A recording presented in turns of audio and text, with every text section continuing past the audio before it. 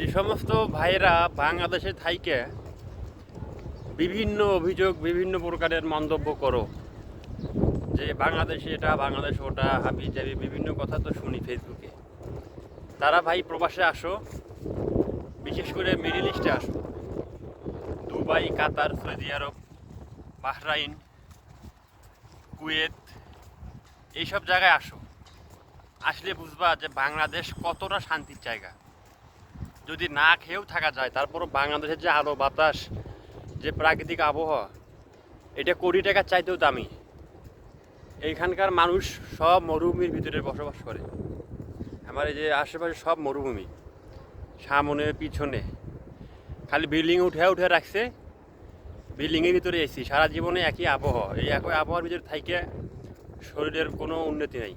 যতই ভালো খান, যতই ভালোভাবে চলাফেরা করেন, কোনো উন্নতি নেই। আর বাংলাদেশের যে প্রাকৃতিক একটা আবহাওয়া, কখনো শীত, কখনো গরম, আবার কখনো বৃষ্টি, নাতিশীতোষ্ণ আবহাওয়া। পুরো পৃথিবীর ভিতরে আমি মনে করি বাংলাদেশের মতো এরকম আবহাওয়া কোনো দেশে নাই।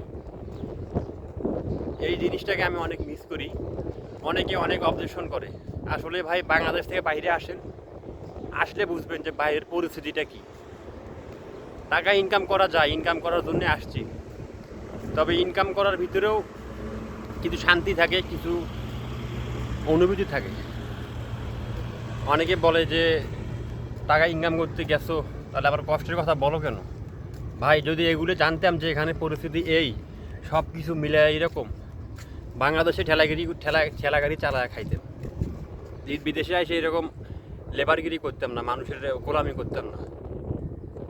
তো বাংলাদেশে যারা থাকেন সবার উদ্দেশ্যে বলতেছি ভাই, বাংলাদেশে যারা আছেন থাকেন, যে কোনো একটা ছোটো কর্ম করে, ছোটো কর্ম কোনো ছোটো না, কর্মই যে কোনো কাজ করে থাকেন। পরিবার চালানোর মতো যদি পরিস্থিতি থাকে তাহলে বিদেশ আইসেন না। বিদেশ ভাই আরামের জায়গা না। এখানে যারা আসছে, যারা মানুষকে মানে বলে বোঝাতে পারে না তারা কি কষ্টে আছে।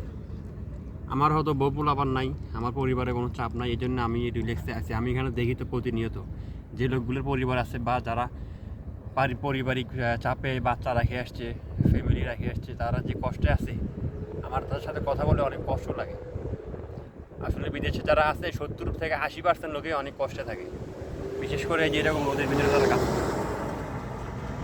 সকলের উদ্দেশ্যে বলতেছি ভাই, বাংলাদেশে আসেন, ছোটোখাটো যে কোনো একটা চাকরি করে চলাফেরা করেন, জীবন অতিবাহিত করেন, অনেক শান্তিতে আসেন। বাইরে আর চিন্তা ভাবনা করিয়েন না, সবার উদ্দেশ্যে কথাটা বললাম।